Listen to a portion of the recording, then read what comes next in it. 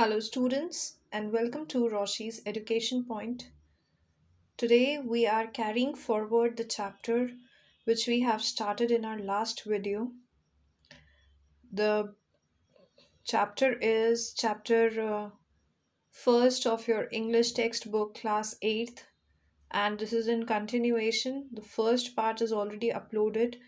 The link is given in the description box. This is the second part and continuation of that. So, now let's start. Now, this is your third part.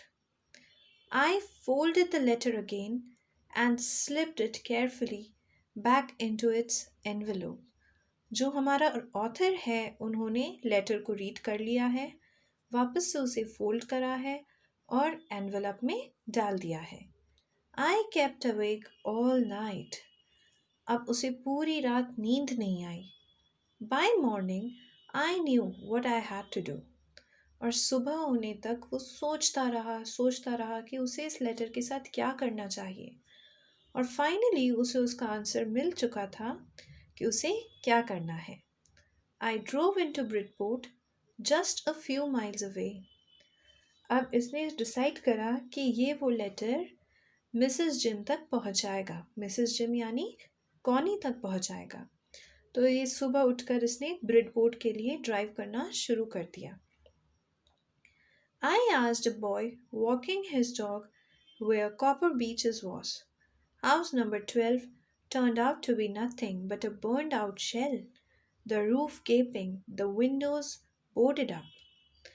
अब जब ये ढूंढते ढूंढते Connie के घर पहुंचा, वहां उसने देखा कि जो हाउस नंबर 12 था, जो एड्रेस उस पर लिखा हुआ था, उस जगह तो अब एक ऐसी बिल्डिंग थी जो कि जल चुकी थी, पूरी तरीके से डैमेज थी. I knocked at the house next door and asked if anyone knew the whereabouts of a Mrs. Macpherson.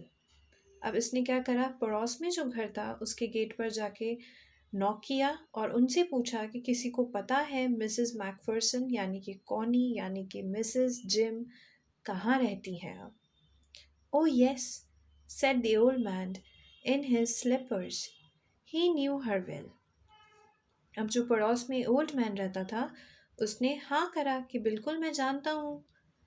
A lovely old lady, he told me, a bit muddle-headed, but at her age she was entitled to be, wasn't she?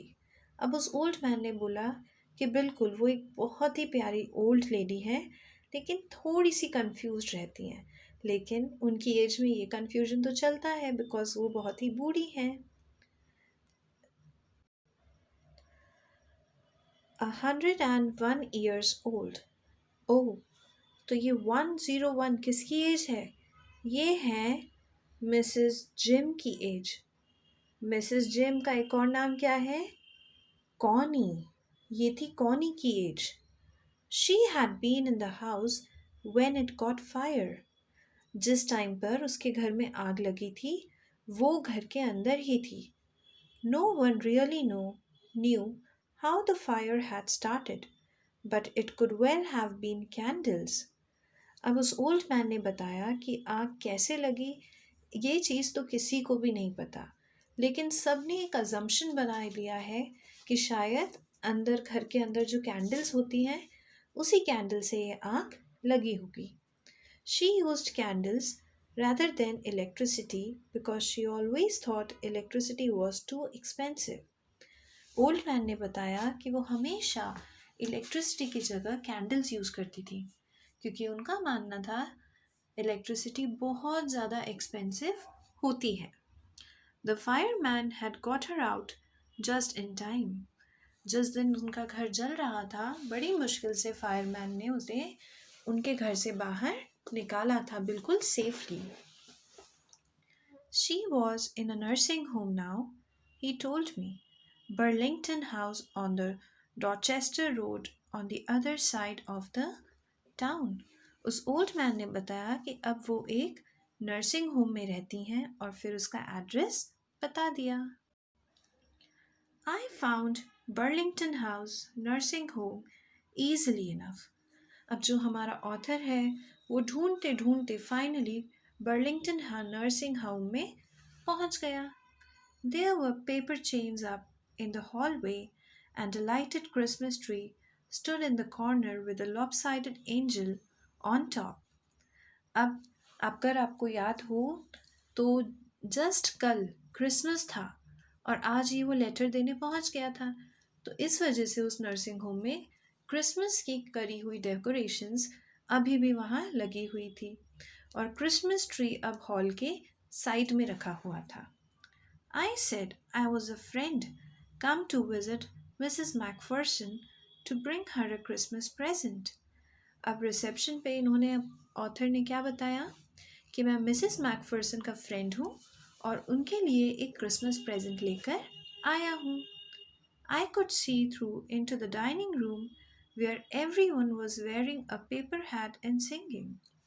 Reception में से वो dining room देख सकता था जहाँ पर सभी लोगों ने पेपर कैप्स पहन रखी थी और वो गाना गा रहे थे, मस्ती कर रहे थे, एंजॉय कर रहे थे। The matron had a hat on too and seemed happy enough to see me. जो मेट्रन थी, मेट्रन उस लेडी को बोला जाता है जो कि नर्सिंग होम में सबका देखभाल करती है, तो वो भी बहुत खुश थी ऑथर को देखकर। She even offered me a mince pie. Mince pie एक खाने की चीज़ है तो इसने उसको ऑफ़र किया था। She walked me along the corridor. और फिर वो ऑथर को लेकर, मेट्रन ऑथर को लेकर एक कॉरिडोर में से जाने लगी। Mrs. Macpherson is not in with the others, she told me. Matron ने चलते चलते हमारे ऑथर को बताया कि मिसेस मैकफर्सन यहाँ हम सबके साथ नहीं बैठी हैं। आगे बताते हुए उन्होंने कहा, She is rather confused today, so we thought it best if she had a good rest. Matron ने बताया ऑथर को कि वो थोड़ी सी कंफ्यूज लग रही थी, तो हमने सोचा ये बेस्ट रहेगा अगर वो थोड़ा रेस्ट कर ले तो। She has no family, you know, no one visits. Matron ने आगे बताते हुए कहा कि उनकी कोई फैमिली नहीं है और उनसे मिलने कोई भी नहीं आता है। So I'm sure she'll be only too pleased to see you.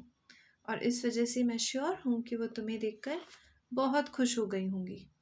She took me into a conservatory with wicker chairs and potted plants all around and left me. wicker chairs अगर आपने देखी हो तो जो बूढ़े लोग हो जाते हैं उनके लिए एक चेयर्स बनाई जाती है जिन पर वो बैठकर एक से दूसरी जगह मूव कर जाते हैं। तो एक ऐसी ही एरिया था जहाँ पर विकर चेयर्स थी और प्लांट्स रखे हुए थे। उस कॉरिडोर में इन्होंने ऑथर को छोड़ा और वहाँ से चली गई। The old lady was sitting in a wheelchair, her hands folded in her laps. अब जो ओल्ड लेडी थी, ओल्ड लेडी यानी कि मिसेस जिम यानी कि कॉनी यानी कि मिसेस मैकफर्सन, वो एक व्हील चेयर पर बैठी थी और उनके हैंड्स फोल्डेड थे। She had silver white hair pinned into a wispy bun. अब अगर उनकी एज है 101 ईयर्स तो वो कितनी बूढ़ी हो चुकी थी और इसी वजह से उनके जो हेयर्स थे वो बिल्कुल वाइट हो चुके थे and white hairs looks like silver. She was gazing out at the garden. Hello I said. अब जब ऑथर ने हेलो बोला उस टाइम पर मिसेस मैकफर्सन विंडो से बाहर गार्डन में देख रही थी। She turned and looked up at me vacantly. Vacantly का मतलब जो हमारी मिसेस मैकफर्सन है उनको पहचान में ही नहीं आया कि कौन उनसे मिलने आया है, इस वजह से उन्होंने एक वेकेंट सा फेस बनाया। Happy Christmas Connie, I went on. अब जो हमारा ऑथर था उनको तो पता था कि वो नहीं पहचानेगी, इस वजह से उन्होंने आगे बोलते हुए कहा हैप्पी क्रिसमस, उन्हें विश करा। I found this, I think it's yours. As I was speaking, her eyes never left my face. अब ऑथर ने बताया कि मुझे यहाँ पर एक लेटर मिला है और शायद ये लेटर आपका है। जब ऑथर ये बात बोल रहा था तो कॉनी की नज़रें लेटर पे नहीं थी बल्कि हमारे ऑथर पर थी। I opened the tin box and gave it to her. हमारे ऑथर ने टिन बॉक्स को ओपन करा और वो लेटर निकालकर कॉनी को दे दिया।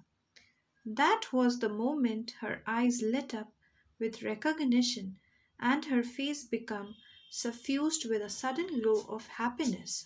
उस टाइम पर उसको बहुत ज़्यादा खुशी हुई और उसके बाद उसने सोचा, उसका फेस देखा तो एक इतना रिकग्नाइज कर सकती थी वो उस टिन बॉक्स को। वो टिन बॉक्स हो सकता है कि उन्हीं का हो और इस वजह से उनके चेहरे पर खुशी थी उस टिन बॉक्स को देखकर। I explained about the desk, about how I had found it, but I don't think she was listening. अब ऑथर ने पूरा एक्सप्लेन करा कि ये लेटर उन्हें कहाँ से मिला है, उस डेस्क के बारे में बताया, लेकिन ऑथर को लगा कि शायद वो कॉनी उनकी बात नहीं सुन रही है। For a while, she said nothing but stroked the letter tenderly with her fingertips. थोड़े से टाइम के लिए तो कॉनी ने कुछ बोला ही नहीं और बस चुपचाप उस लेटर को पकड़े रही। Suddenly she reached out and took my hand. फिर एकदम से कॉनी ने क्या करा, आगे हाथ बढ़ाया और ऑथर का हाथ पकड़ लिया। Her eyes were filled with tears, और कॉनी की आइज में आंसू थे, वो रो रही थी। You told me you'd come home by Christmas dearest, she said. और उसने बोला कि मुझे पता था कि तुम क्रिसमस पर वापस आओगे, तुमने मुझे बोला था। And here you are, the best Christmas present in the world. Come closer Jim dear, sit down. Connie ने बोला, तुमने मुझे प्रॉमिस करा था कि तुम क्रिसमस पे आओगे और देखो तुमने अपना प्रॉमिस पूरा करा है, तुम क्रिसमस पर ही आए हो। मेरे पास आओ जिम, मेरे पास बैठो। कॉनी को लगा कि जो ऑथर है वो उसके हस्बैंड जिम है, क्योंकि वो 101 ईयर्स की थी, इस वजह से वो इतना रिकग्नाइज नहीं कर पाई। I sat down beside her and she kissed my cheek. जैसे हमारा ऑथर उनके पास बैठा तो कॉनी ने ऑथर के चीक्स पर एक छोटा सा किस करा। I read your letter so often Jim, every day. फिर कॉनी ने उसको बताया, अब यहाँ जो जिम है वो ऑथर ही है। कॉनी को लग रहा है कि वो जिम है, तो जिम का लेटर वो बार बार हर दिन पढ़ती थी, ऐसा उसने हमारे ऑथर को बताया। I wanted to hear your voice in my head, it always made me feel you were with me. Connie ने आगे बताते हुए कहा कि अगर मैं तुम्हारा लेटर पढ़ती थी ना, तो तुम्हारी जो आवाज़ है वो मैं अपने कानों में सुन सकती थी और मैं तुम्हें यहाँ पर फील कर सकती हूँ। And now you are, and now you are back with, you can read it to me yourself. अब कॉनी ने बोला, अब तो तुम आ गए हो, तो अब मुझे रीड करने की क्या ज़रूरत है, तुम ही मुझे रीड करके सुना सकते हो। What would you do that for me, Jim dear? अब कॉनी ने पूछा, क्या तुम मुझे ये लेटर पढ़ के सुनाओगे? I just want to hear your voice again. Connie ने बताया कि मुझे तो सिर्फ तुम्हारी आवाज़ सुननी है। I'd love that so much. And then perhaps we'll have some tea.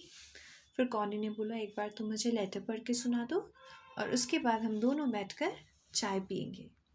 I've made you a nice Christmas cake, marzipan all around. I know how much you love marzipan. फिर कॉनी ने बताया कि मैंने तुम्हारे लिए तुम्हारा फेवरेट क्रिसमस केक मर्जीपैन भी बना कर रखा है, क्योंकि मुझे पता है तुम्हें मर्जीपैन कितना अच्छा लगता है। The story is written by Michael Morpurgo. So this was all about your chapter. I hope you understood. If you're having any doubts regarding anything in this chapter, you can write me in the comment section below. If you want to contact me, my mail ID is provided in the description box. The link for the question and answers of this chapter is also provided in the description box below. Thank you so much.